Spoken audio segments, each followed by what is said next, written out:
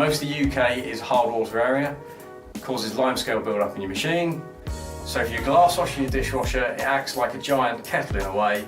And as you can imagine with your kettle where it scales up, so will the components on your dishwasher or glass washer.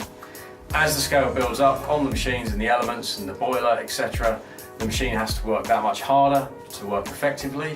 What you start to get is deterioration in your wash results. You'll find that over time, if it's not treated, you'll actually get to a point where parts of the machine will start to fail, filters will block up, elements will scale up to the point where they're not working at all, and worst case scenario, the boiler could actually end up rupturing.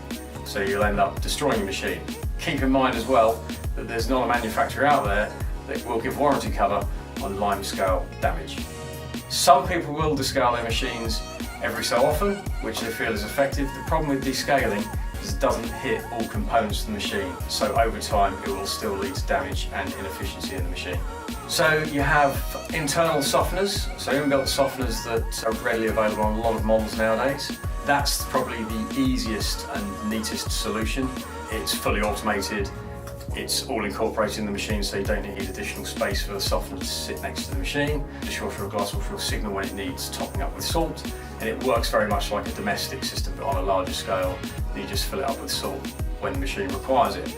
Alternatively, you can get an external softener, whether that be a manual or an automatic. Manual softeners, very basic devices, probably most cost-effective option, but they do take probably a good 20 minutes, half hour to regenerate, and if you're in a busy site with very hard water, you're probably going to be looking at doing that a couple of times a week, and unfortunately, at the best one in the world, quite often staff do forget to do that.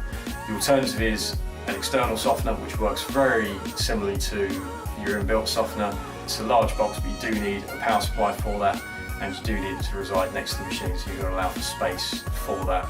Good thing about an external softener is if you're on a very, very busy site with a large throughput and a lot of water volume being used on a large machine, it can actually work more effectively than the internal softener because it can handle a much heavier flow rate. And again, with that, it can work on a timer system or on a beaded system, and you just top it up with salt as and when it requires it. So it's a very simple system to use.